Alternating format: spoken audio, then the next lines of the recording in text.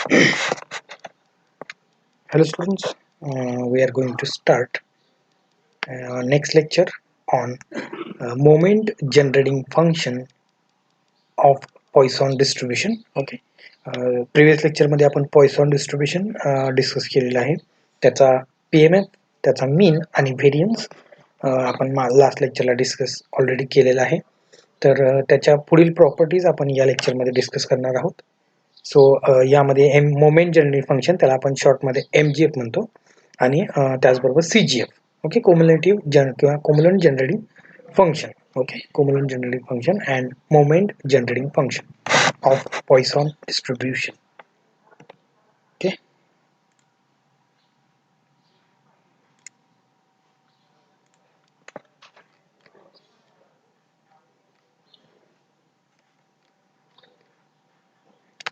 okay. So MGF of Poisson distribution is evaluated as follows. So MXT आपण notation वापरत असतो MGF साठी. MXT is equal to definition of MGF is expectation of e raised to tx. Okay, म्हणजे ही डेफिनेशनच आहे. पहिली step म्हणजे ही definition आहे moment generating फंक्शनची. ओके, नोटेशन आपण MXT वापरत असतो. सो हे एक्सपेक्टेशन कसं काढतो, तर एक्सपेक्टेशन ऑफ एक्स कसं काढतो आपण डिस्क्रीट रँडम व्हेरिएबलचं. So expectation of X is summation X into P of X. Okay, मग फक्त जर इथं एक्सचं कोणतंही फंक्शन असेल तर आपण त्याचं एक्सपेक्टेशन कसं काढतो. So this is summation over x. X is equal to 0 to infinity, कारण पॉइसनची रेंज आहे 0 टू इन्फिनिटी. इथलं जे फंक्शन असेल एक्सचं ते ॲज इट इज इथं पुट करतो. So it is E raise to t x into P of x. Okay, e raised to tx into p of x, which is equals to इथं आपण पॉइसनचा PMF पुट केला.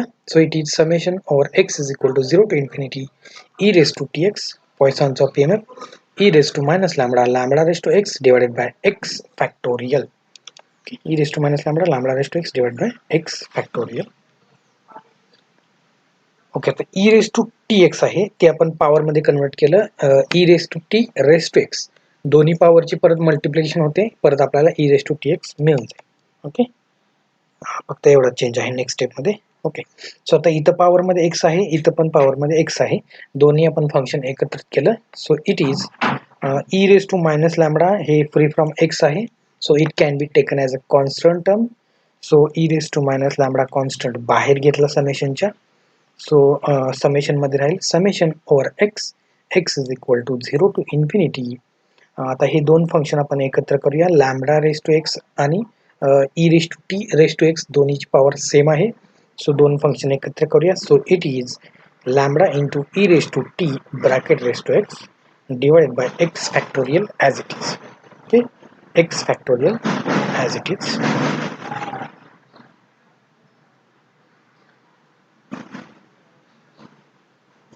Okay, so ही जी summation आहे त्यामध्ये आपण काय करत जाऊया, एक्सच्या व्हॅल्यूज आपण पुट करत जाऊया. सो आपल्याला मिळेल बघा, e raise to minus lambda constant बाहेर आहेच. सो एक्सची व्हॅल्यू 0 इथं पहिल्यांदा पुट केली. सो कॉन्स्टंट टर्मची पॉवर 0 घेतली तर एनिथिंग रेस टू 0 आपल्याला 1 मिळतो. So 1 divide by 1 factorial, sorry 0 factorial, 0 फॅक्टोरियलची व्हॅल्यू 1 असते. सो 1 डिवाइड बाय 1 आपल्याला पहिली टर्म इथं 1 मिळेल. ओके, सो इथं एक्सची व्हॅल्यू परत इथं 1 पुट करूया. So lambda into E raise to T raise to 1 म्हणजे lambda into E raise to T मिळेल. Okay, divided by 1 factorial. So 1 फॅक्टोरियलची व्हॅल्यू 1 मिळेल. सो फक्त आपल्याला इथे मिळेल lambda into E raise to T. Okay, plus तिसरी टर्म आहे बघा, आता इथं एक्सची व्हॅल्यू किती पुट करायची आपल्याला, 2 पुट करायचे आहे. ओके, सो इथं 2 पुट केलं तर lambda into E raise to T bracket square मिळेल. Okay, divide by 2 factorial. Okay, right. तर परत आपण इथं म्हणजे इथं ब्रॅकेट आहे बरं का. ओके, इथं ब्रॅकेट आहे, इथं वरती अंशामध्ये ब्रॅकेट टाकायला पाहिजे किंवा इथं लॅम्बडाचा स्क्वेअर करायला पाहिजे. इथं ब्रॅकेट राहिलेला आहे, तो तुम्ही ब्रॅकेट कन्वर्ट करून घ्या. ओके, इथं काय मिळेल आपल्याला, लॅम्बडा ब्रॅकेटमध्ये lambda E raise to T bracket square divide by 2 factorial. इथे मिळेल आपल्याला lambda E raise to T bracket cube divided by 3 factorial. जसं आपण व्हॅल्यू एक्सच्या 3 4 5 6 आपण पुट करत जाऊ तसं आपल्याला तिथं सिरीजच्या टर्म्स मिळत जातील. Okay, So this is an expansion of इथं already e raise to minus lambda आहेच आणि ही जी सिरीज आहे ते कशाचं एक्सपान्शन आहे तर e raise to anything. Okay, म्हणजे समजा काय असेल आपली सिरीज कशी असेल 1 plus x square by 2 factorial plus x cube by 3 factorial plus x raise to 4 divide by 4 factorial plus so on. Okay, अशी टर्म असतील तर ती सिरीज असेल तर आपण काय करतो त्याचं सिरीजचा आन्सर काय लिहित असतो ई रेस टू एक्स लिहितो. ओके, मग इथं आपण जर पहिली टर्म म्हणजे 1, दुसरी टर्म आपण एक्स कन्सिडर केली, तिसरी टर्म आपण कन्सिडर केली X square divide by 2 factorial, इथं ब्रॅकेट पाहिजे. So it is X square divide by 2 factorial, इथं मिळेल आपल्याला X cube divide by 3 factorial plus so on. So it is E raise to X. Okay, मग E raise to X, X म्हणजे कुठला ही term आपली lambda into E raise to T. Okay, so finally we get E raise to lambda into E raise to T. Okay, so इथं base same आहे, e पॉवरची addition होईल. सो इथं आपल्याला मिळेल बघा e raise to, e base same आहे त्यामुळे पॉवरची ॲडिशन झाली तर मिळेल आपल्याला e raise to minus lambda plus lambda into E raise to t, कारण पहिली टर्म मायनस आहे, दुसरी टर्म प्लस आहे. ओके, त्यामुळे दुसरी टर्म प्लस होईल. सो इथं आपण लॅम्बडा एकत्रित कॉमन घेतला, तो प्लस लॅम्बडा कॉमन घेतला.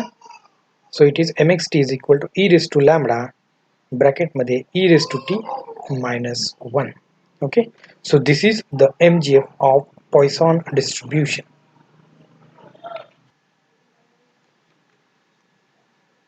So next is cumulant generating function of Poisson distribution. Okay, that is CGF.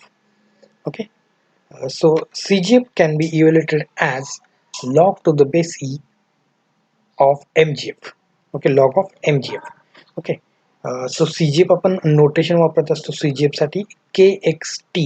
Okay, so KXT is equal to log to the base e MXT. म्हणजे MGFचा आपण जर लॉग घेतला तर आपल्याला मिळतो कुमुलेटिव्ह किंवा cumulant generating function. Okay, so इथे MGF put करूया आपण वरती जो डिफाईन केला होता तो. So this is E raise to lambda, हा टी नाही बघा प्लस आहे तो.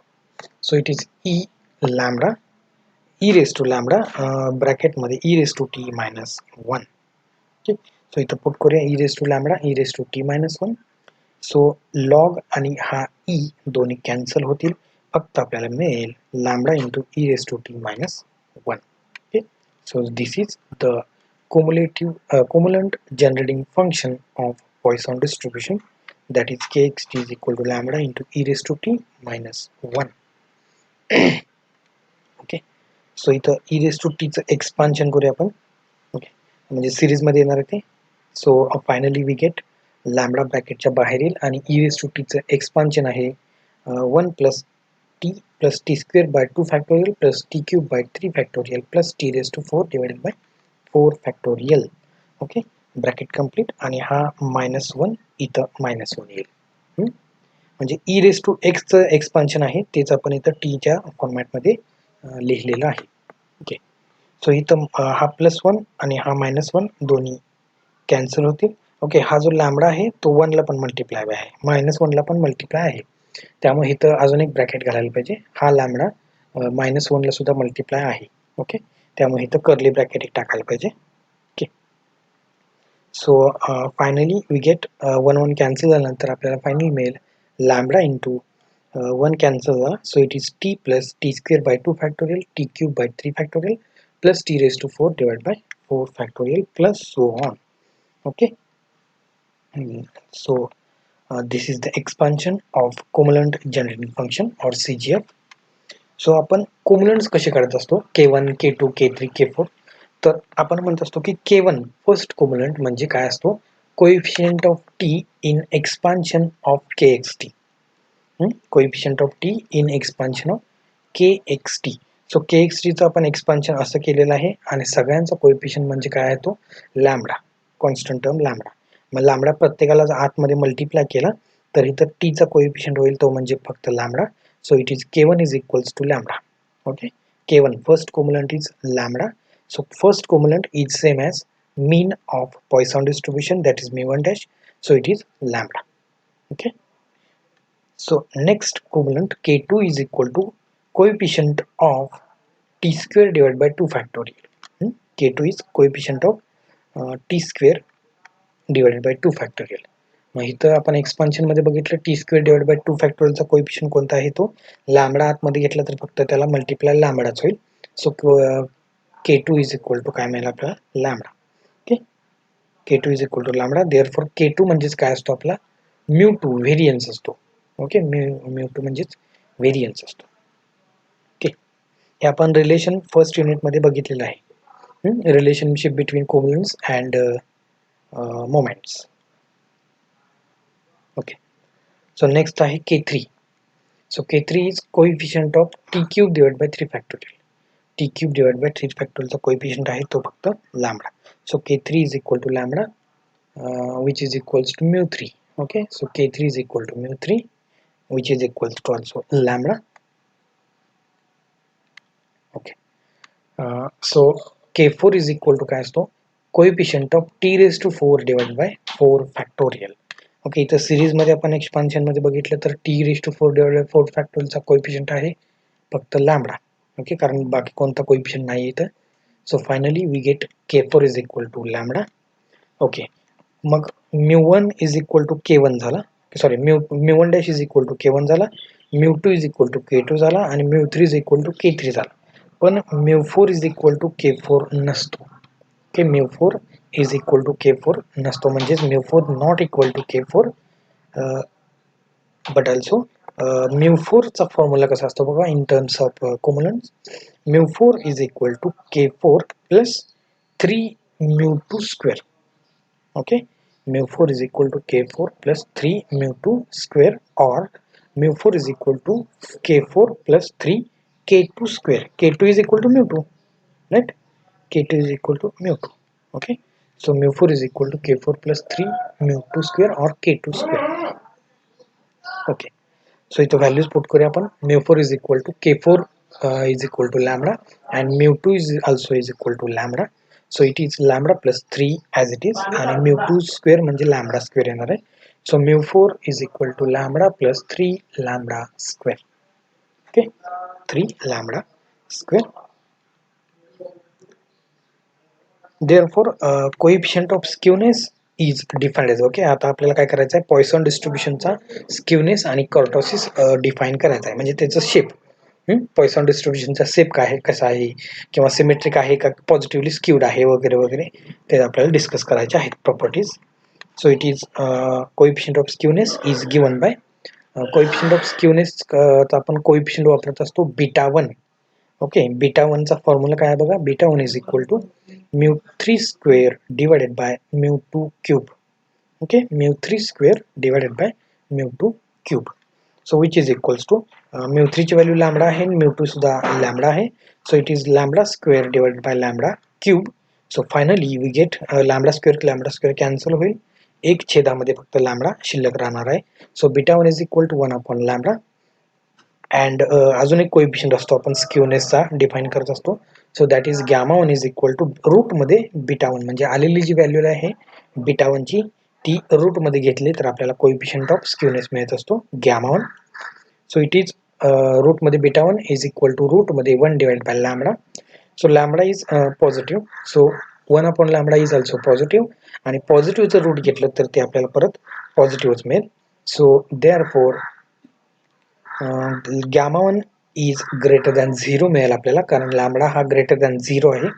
त्यामुळे 1 upon positive term is positive and root of positive term is also positive.